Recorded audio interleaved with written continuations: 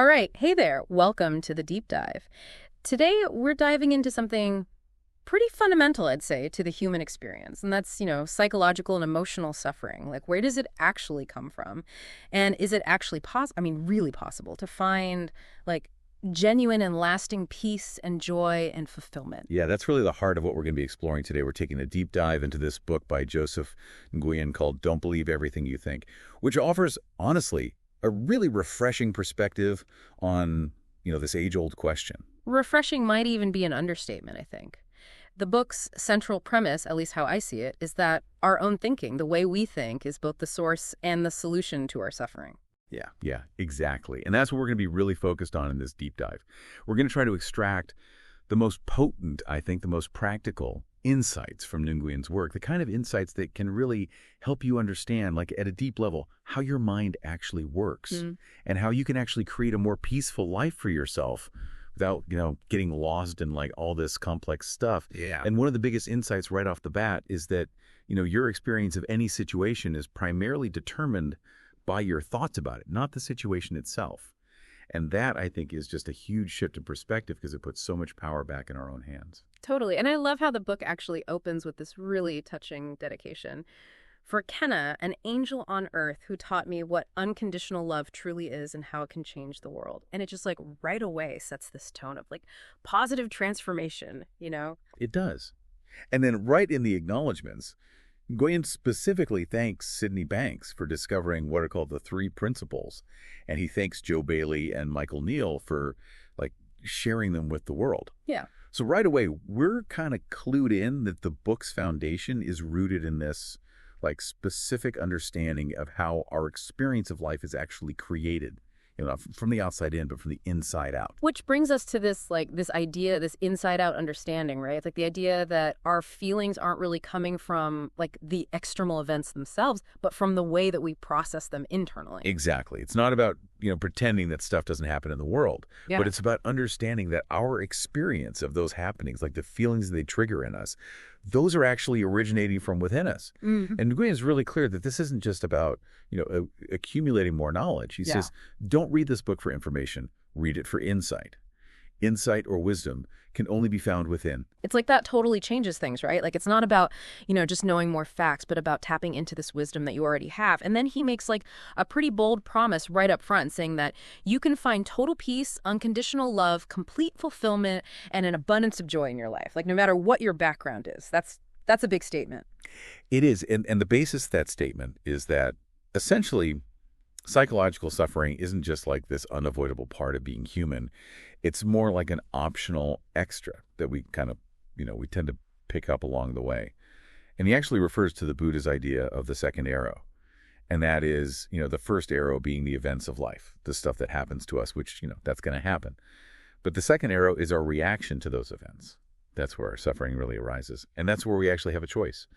Yeah, I love that analogy. And, Nguyen even shares his own personal journey, right? Like he went through this whole phase of trying every self-improvement method out there. He read tons of books, did therapy, meditation, changed his diet, went on spiritual retreats, like the whole 9 yards. But none of it really gave him any lasting relief from the suffering that he was experiencing, which, I think is probably something that resonates with a lot of people, like trying all these different things and still feeling this kind of underlying sense of like unease or discontent. Totally, yeah. And for Nguyen, the real breakthrough came when he finally started to understand, like really understand how his own mind worked. And this leads us to this core concept, right? This idea that we live in a world of thought, not reality. And that's a big one. Can you unpack that a little bit? Maybe use that coffee shop example that he talks about. Yeah, for sure. So imagine you got two people sitting in the same coffee shop, right? Just your average coffee shop. One person is completely overwhelmed with anxiety. They're feeling lost in a drift. And the other person is just like completely content, enjoying their coffee, watching people walk by, just feeling, at ease. And the same environment, right? It's the same coffee shop, the same sounds, the same smells, but they're having completely different experiences. And that just highlights how our individual perception, which is shaped by our thoughts, is what actually creates our reality. It's like your experience isn't a direct reflection of the world, but it's actually a reflection of your thinking about the world. Yeah, totally. It's like that other example he gives of hating your job. Like even when you're at home, hanging out with people you love, doing stuff you enjoy, just the thought of work can bring up all this stress and frustration. And it can like totally hijack your present moment. I know I've definitely experienced that. Yeah, exactly. And if external events directly caused our feelings, then we should always feel happy when we're watching like a funny movie with our family, right? Hmm. But our thoughts, like the thoughts about our job, those can create a totally different internal reality, even though our immediate surroundings are like, perfectly pleasant. And he asks this really insightful question. Who would you be without that thought that you hated your job? And the answer, like, most likely is that without that thought kind of clouding your mind, you would probably just feel happy and peaceful and like, free and light. It really shows you how powerful just a single thought can be. Yeah, absolutely. And that kind of leads into this fundamental finding that Nguyen presents, which is the root cause of our suffering is our own thinking. Now, it's really important to understand what he's not saying here, right? He's not saying that our perceptions aren't real. We definitely feel what we think. The key is that our feelings are like inextricably linked to our thoughts. And when we understand that, we start to have like a lot more agency over our own experience. Yeah, that makes sense. And then he uses this really cool Zen story about like a young monk and an empty boat to further illustrate this. Can you like walk us through that? Sure, yeah. So this young monk, he's trying to meditate, but he keeps getting distracted by all these noises. Other monks, animals making sounds, the wind blowing, all this stuff. So he's like, all right, I'm going to go out to this lake, find some solitude. That'll solve the problem. But even out on the lake, he gets totally enraged when this boat bumps into his. And it's only when he realizes that the boat is empty that his anger just disappears. Like there's nobody to blame, nobody to be angry at. So the point of the story is that, it's not the external disturbances themselves that cause us suffering, but it's our reaction to them, our thinking about them that really creates the suffering. Like the empty boat, it has no power to make us angry unless we engage with it, unless we start thinking about it in a certain way. So it's like, external events are kind of neutral until our thinking comes in and assigns the meaning, and then we have this emotional response. That is such a great analogy. So if our thinking is kind of the root of the problem, like why do we even do it so much? It seems kind of counterintuitive if it's causing us all this pain. Yeah, that's a great question. And Green explains that, our ability to reason and analyze and think, it's actually an evolved survival mechanism. Like it helped our ancestors, back in the day, identify threats and stay alive. Our minds are actually like incredibly good at keeping us safe. But the problem is that this like survival-oriented function, it's not inherently designed to bring us fulfillment or joy. Mm-hmm.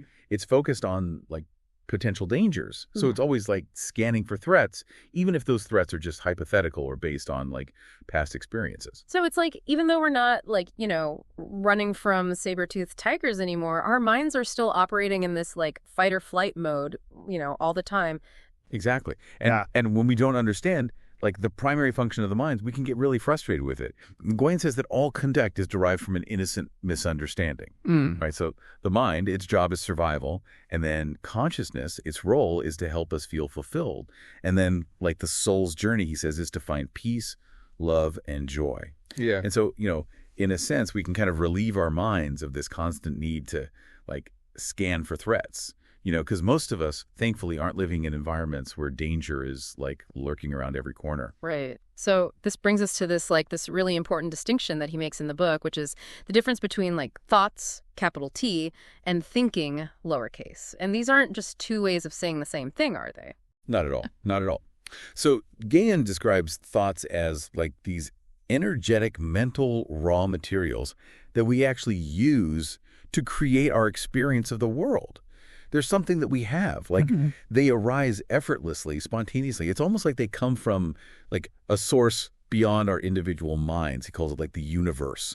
We don't really like consciously choose what thoughts pop into our heads. It's like, thoughts are kind of like the weather. They just come and go and we don't have direct control over them. Right. Okay. And then thinking, on the other hand, lowercase, is the active process of actually engaging with those thoughts. So that takes effort. It takes energy, it takes willpower. That's what we do with the thoughts that we have. Exactly. And that's where, Nguyen pinpoints the root of our suffering. It's in the thinking, the act of engaging with and dwelling on those thoughts. He even says, like, straight up, thinking is the root cause of all our psychological suffering. So the takeaway there is, thoughts are automatic, But suffering actually arises when you actively engage with them and start believing them, Yeah. taking them seriously. Right. And that I think might lead some people to wonder about like the whole positive thinking thing, right? Because if we can only feel what we're thinking, then doesn't that mean we need to like consciously steer our thoughts in a more positive direction in order to feel good? That's a great question, and it's actually something that Nguyen addresses directly.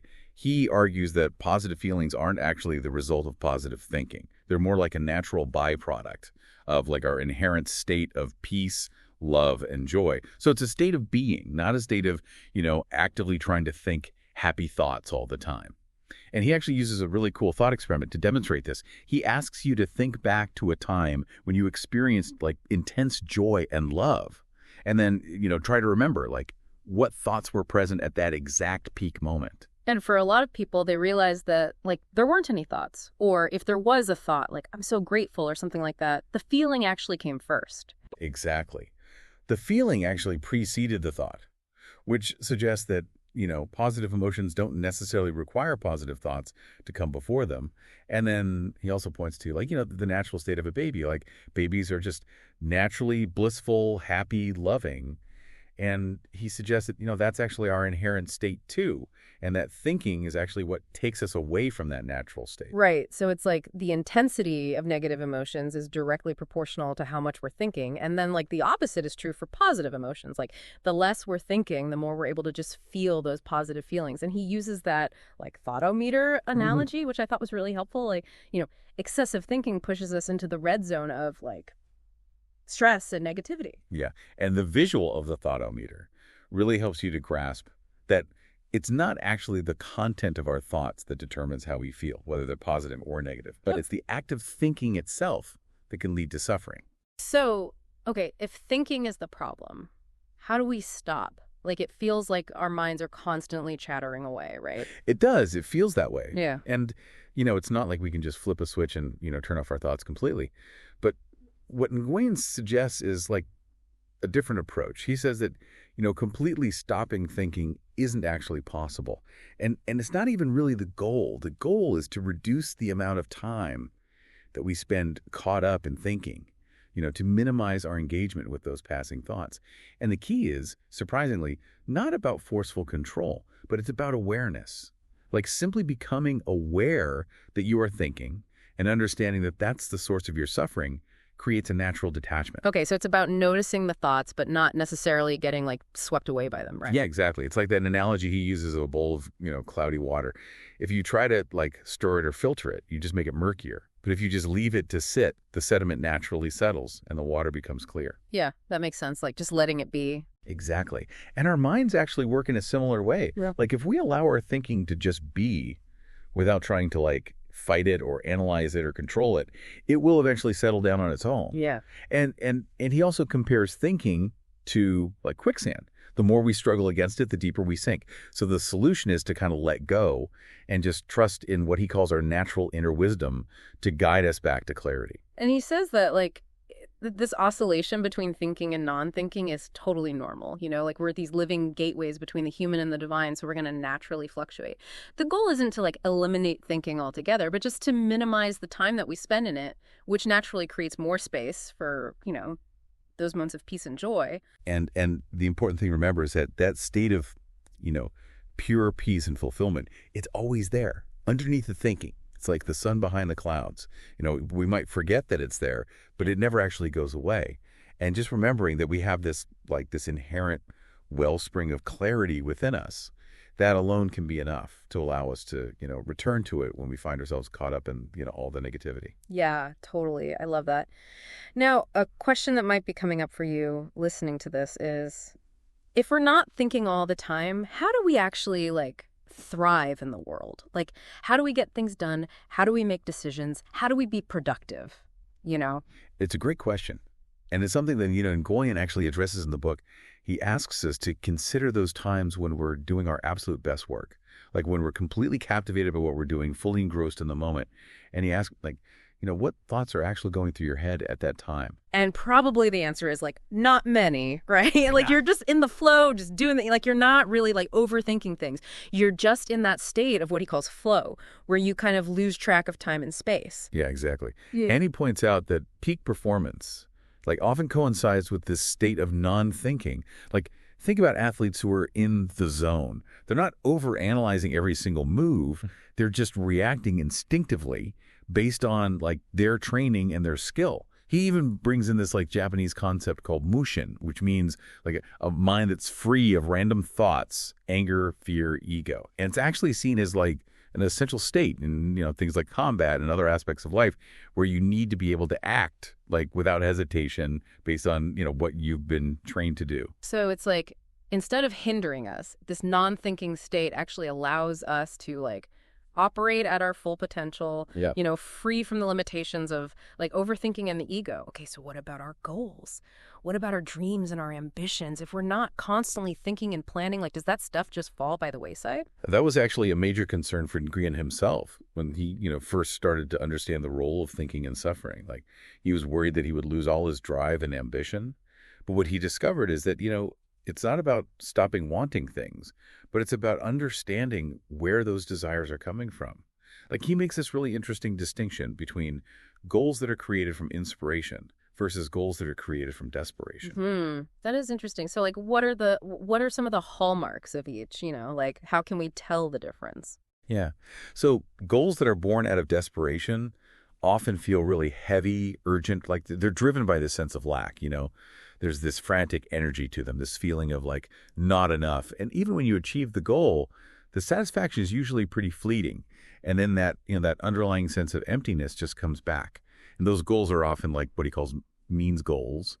So it's like, they're a means to an end. Like, I'm going to get a better job so that I can finally be free from stress. And they tend to be very like realistic and based on like past experiences. So it's like we end up kind of limiting ourselves, to what we already know. Right. But then, goals that are created from inspiration, those feel totally different, right? Like those come from a place of like being deeply moved, inspired, expanse. It's almost like a calling. Yeah, exactly. There's this sense of abundance and overflow of like love and joy. The motivation isn't to like escape something, but it's just to create, to like express something that's already within you. Think about artists who create, even if they're not getting paid, like they're pulled by this like inner force. And these kinds of goals, the inspiration-based ones, they often feel like bigger than our own imaginations, like, divine inspiration. Yeah, and the key difference there, I think, is that when we're like, up in our heads thinking all the time, we're often shutting down that flow of inspiration, which then leads to doubt and it leads to like negative feelings. Exactly. Like, we can only really follow one of those at a time, either like the calling of inspiration or, the pull of desperation. So by quieting our thinking, we can actually allow ourselves to reconnect with like our true nature and then create goals that are coming from that like inspired place.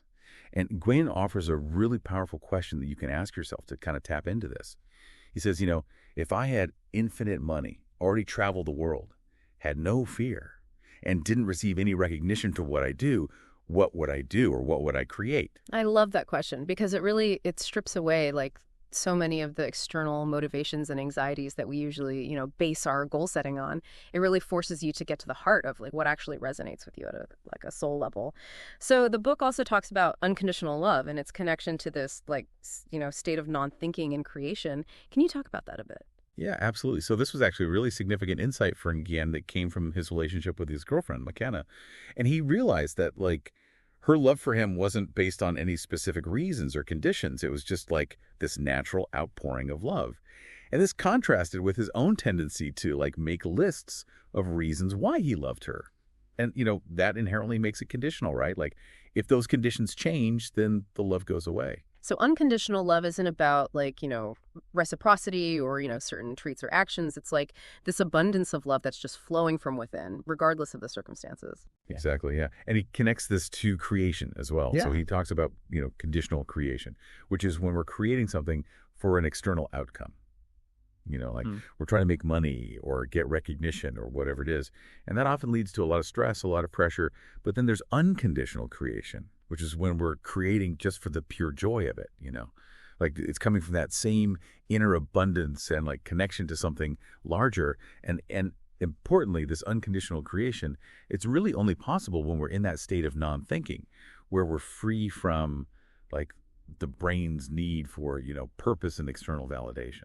That's so cool. So, if we start experiencing this, like, peace and joy and love and fulfillment through non-thinking, what happens next? And it sounds kind of like too good to be true, right? Are there like any potential pitfalls or challenges that, people might encounter along the way? Yeah, for sure.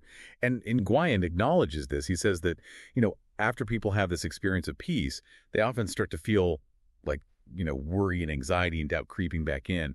And he says, this is often the personal ego trying to kind of reassert control. It's that pull back to the familiar when we start to experience something that's unfamiliar. And, he reassures us that these feelings are totally normal. And the key is to remember that, the thinking is the cause of those feelings. Yeah. And so it's not about like fighting against them, but it's just about like noticing them and recognizing them as, just more thinking passing through. It's like that analogy of, stepping on a snake and then realizing that it's actually just a rope. Like the initial fear reaction is natural, but then the ability to return to that, peaceful state comes from recognizing that, it was just an illusion created by our thinking. Yeah, exactly. Exactly. And he also points out that, that freed up energy that we get from reducing our thinking, we can actually channel that into like those inspiration-based goals rather than letting it get redirected back into like more overthinking. And, he even suggests creating like an activation ritual or a morning routine that can help you to, start your day in that non-thinking state and kind of build some positive momentum. Yeah, I love that. So this all ties into this really profound idea that nothing is either good or bad, but thinking makes it so. That famous quote from Shakespeare that he references in the book? Totally, yeah. And he uses this great analogy of like a piano with 88 keys, right? And, there are no inherently wrong keys on a piano. They're just different sounds that can sound, more or less pleasant depending on the context of like the song that you're playing. And he says, similarly, in life, there aren't any inherently wrong decisions or events. It's just our thinking that assigns those labels of good or bad and creates, our emotional response to them. So the takeaway there is, your interpretation of events, not the events themselves, determines your emotional experience. Yeah, that makes so much sense. And he even applies this to potentially divisive topics like political parties, and he suggests that seeing them as just like different keys can actually open us to like understanding and peace, rather than, immediate judgment and negativity. Absolutely. And he says, like, the focus shifts from seeking external validation of what's right or wrong to looking for, what he calls universal truth within ourselves. And he really emphasizes that negative emotions are basically just an indicator that we're misunderstanding something. Like, we're temporarily forgetting that our thinking is the cause of our feelings. So the advice is basically to just become aware of negative thinking with, like, love and compassion, and then just allow it to, like, dissipate rather than getting, all wrapped up in its content. So here's like a really practical question that I think might be coming up for a lot of people. How do you know what to do without thinking? Like if we're not constantly analyzing and planning and strategizing, like how do we make decisions in our lives? How do we like navigate the world? Yeah, it's a great question. And, while Nguyen acknowledges that there's no like inherent right or wrong in a lot of situations, he does say that we have this thing called intuition that can guide us toward more pleasant keys, or decisions. And he cautions against like, overthinking and overanalyzing and constantly seeking external advice. He says like, trust your gut feeling, trust your intuition, trust your inner wisdom. Like that's your real-time internal guidance system. And that's that feeling we often have deep down, right? Like that inner knowing. But it can be so easy to like dismiss it or explain it away with logic or other people's opinions. Absolutely. And Nguyen has a really important note about this. He says that, like, society often won't confirm your intuition until it's already mainstream. So if you're always seeking external validation for what feels true to you internally, it can just create a lot of confusion and discouragement. Like the key is to really trust your own inner guidance. And he also points out that a lot of times, like we actually already know what to do, but we're just held back by fear or self-doubt. Yeah. And he quotes Henry Ford, who said, whether you think that you can or can't, you're right. It really highlights the power of letting go of those limiting beliefs. So basically the message is, trust that you already know. And if you don't, trust that the knowledge will come to you when you need it. So how do we actually like follow our intuition? How do we get better at listening to it. He really connects following intuition to that state of non-thinking or flow, like we talked Yeah. about earlier. He describes it as like a direct connection to infinite intelligence. Like non-thinking is really just another word for being fully present in the moment, and that's where truth resides. So following your intuition is really just about trusting that inner wisdom. And he describes the experience of being tapped into intuition as filled with moments of what feel like miracles. And there's this natural flow, there's abundance, there's joy, there's a sense of deep connection, to something bigger than yourself. It's like a superpower we all have, but we often override it with our conscious, effortful thinking. That's a great way to put it. And while everybody experiences moments of this intuitive guidance, it can be really hard to maintain. Yes. Because we just habitually fall back into this pattern of trying to figure things out with our thinking minds. But Nguyen emphasizes that you don't actually need to have everything figured out. You can trust in your intuition or a higher power, whatever you want to call it. And while you can't control everything that happens externally, you can control your thinking, which then determines your experience. So our role is often to just envision what we want, and then trust that the how will unfold, often in ways that we could have never predicted, and often in ways that are actually even better than what we could have come up with on our own. It's the path is revealed as we walk it. We just got to have a little faith and trust. And intuition often comes as that, small voice inside or a gut feeling, right? And it often goes against logic, but somehow it always leads to the best possible outcome. And there's this sense of just knowingness that comes with it, even if it doesn't make logical sense at the time. And Nguyen says that fear is the main reason that people don't follow their intuition, because it's operating in the realm of the unknown, right? And our minds are naturally wired to try to avoid the unknown. But stepping into that unknown through non-thinking is actually what unlocks all these limitless possibilities. Exactly. And to sum all that up, intuition knows what to do, and we access it by quieting our thinking. Mm-hmm. And the fear comes from thinking about the unknown. But if we just acknowledge that fear and we don't engage with it, it actually allows the fear to dissipate, which creates space for inner peace and the courage to actually act on our intuition.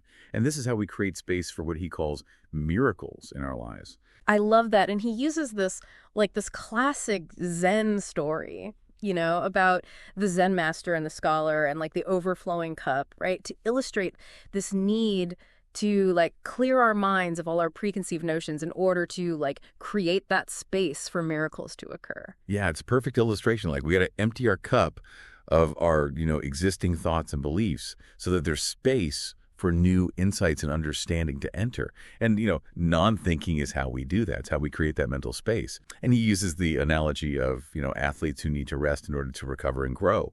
And he gives examples like, Thomas Edison, who used to sleep with steel balls in his hands, and Albert Einstein, who played the violin, to kind of receive solutions through creating that mental quiet. Yeah. And he quotes Einstein, who said, "We can't solve problems by using the same level of consciousness we were at when we created them." It really highlights the importance of stepping away from the problem and allowing a different kind of intelligence to work its magic. And he gives this 3-step process for receiving what he calls divine downloads when we're going through challenging times. So the first step is to recognize that your thinking is the root of whatever negative emotions you're experiencing. The second step is to consciously surrender that manual, effortful thinking and just have faith in your inner wisdom. And then the third step is to actively cultivate and magnify feelings of love, peace, and joy. It sounds deceptively simple, right? But as he points out, simple doesn't always mean easy. But the message is to just continually return to that understanding, even when it gets tough. So what happens when you start actually living more and more in this state of non-thinking? Are there any unexpected experiences or what he calls potential obstacles that people might encounter? Yeah, he mentions one that's particularly interesting. And that's that often the initial peace and lack of worry that people feel can actually feel really unfamiliar. Yeah. And it can even trigger the thought that something is wrong. Whoa, that's fascinating.